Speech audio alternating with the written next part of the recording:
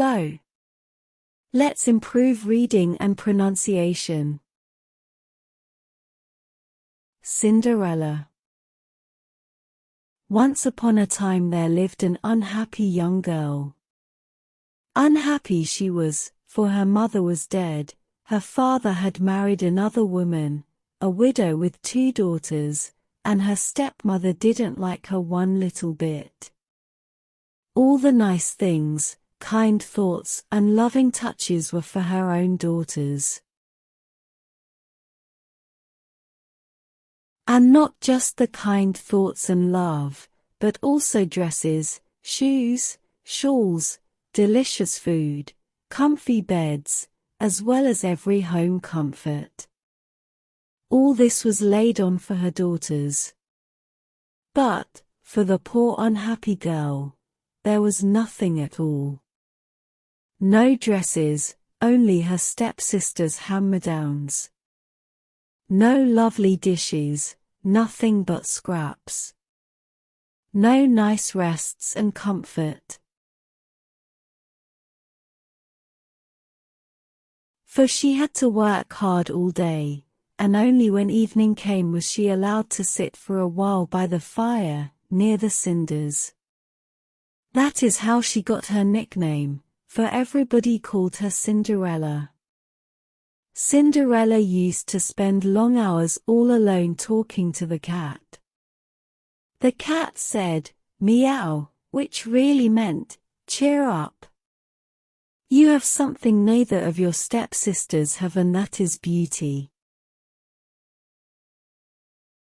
It was quite true. Cinderella, even dressed in rags with a dusty grey face from the cinders, was a lovely girl. While her stepsisters, no matter how splendid and elegant their clothes, were still clumsy, lumpy and ugly and always would be.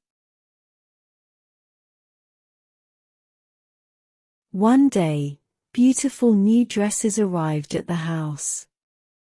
A ball was to be held at court and the stepsisters were getting ready to go to it.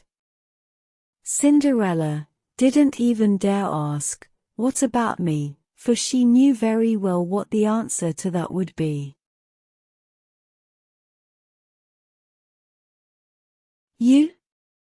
My dear girl, you're staying at home to wash the dishes, scrub the floors and turn down the beds for your stepsisters. They will come home tired and very sleepy." Cinderella sighed at the cat. "Oh dear, I'm so unhappy," and the cat murmured meow. Suddenly something amazing happened. In the kitchen, where Cinderella was sitting all by herself, there was a burst of light and a fairy appeared. "Don't be alarmed, Cinderella," said the fairy. "The wind blew me your size. I know you would love to go to the ball. And so you shall." "How can I, dressed in rags?" Cinderella replied. "The servants will turn me away." The fairy smiled. With a flick of her magic wand, Cinderella found herself wearing the most beautiful dress, the loveliest ever seen in the realm. "Now that we have settled the matter of the dress," said the fairy, "we'll need to get you a coach. A real lady would never go to a ball on foot." "Quick!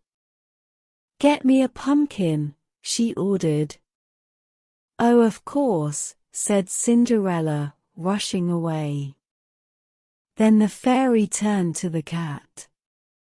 "You, bring me 7 mice." "7 mice," said the cat. "I didn't know fairies ate mice too."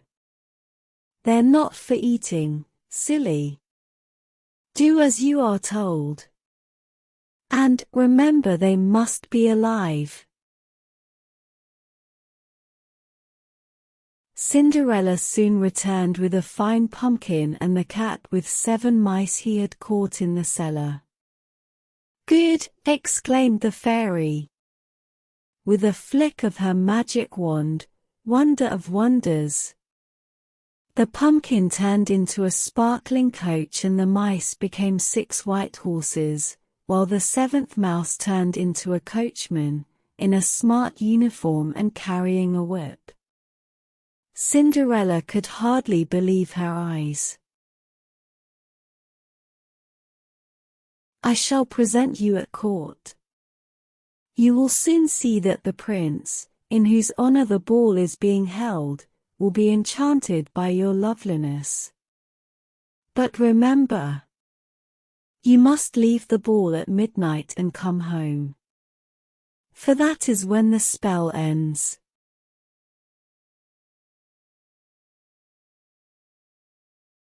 Your coach will turn back into a pumpkin, the horses will become mice again and the coachman will turn back into a mouse, and you will be dressed again in rags and wearing clogs instead of these dainty little slippers. Do you understand? Cinderella smiled and said, "Yes, I understand." When Cinderella entered the ballroom at the palace, a hush fell. Everyone stopped in mid-sentence to admire her elegance, her beauty and grace. "Who can that be?" people asked each other. The 2 stepsisters also wondered who the newcomer was, for never in a month of Sundays would they ever have guessed that the beautiful girl was really poor Cinderella who talked to the cat. When the prince set eyes on Cinderella, he was struck by her beauty. Walking over to her, he bowed deeply and asked her to dance. And to the great disappointment of all the young ladies, he danced with Cinderella all evening. "Who are you, fair maiden?" the prince kept asking her. But Cinderella only replied, "What does it matter who I am? You will never see me again anyway." "Oh, but I shall, I'm quite certain," he replied. Cinderella had a wonderful time at the ball. But, all of a sudden, she heard the sound of a clock, the first stroke of midnight. She remembered what the fairy had said, and without a word of goodbye she slipped from the prince's arms and ran down the steps. As she ran she lost one of her slippers, but not for a moment did she dream of stopping to pick it up.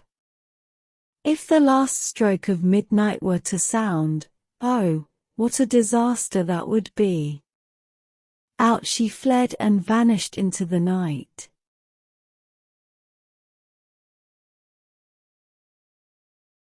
The prince, who was now madly in love with her, picked up her slipper and said to his ministers, "Go and search everywhere for the girl whose foot this slipper fits.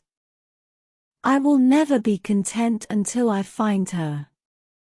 So the ministers tried the slipper on the foot of all the girls, and on Cinderella's foot as well. Surprise! The slipper fitted perfectly. "That awful untidy girl simply cannot have been at the ball," snapped the stepmother. "Tell the prince he ought to marry one of my 2 daughters. Can't you see how ugly Cinderella is? Can't you see?" Suddenly she broke off, for the fairy had appeared. "That's enough," she exclaimed, raising her magic wand. In a flash, Cinderella appeared in a splendid dress, shining with youth and beauty. Her stepmother and stepsisters gaped at her in amazement, and the minister said, "Come with us, fair maiden." The prince awaits to present you with his engagement ring." So Cinderella joyfully went with them, and lived happily ever after with her prince. And as for the cat, he just said meow.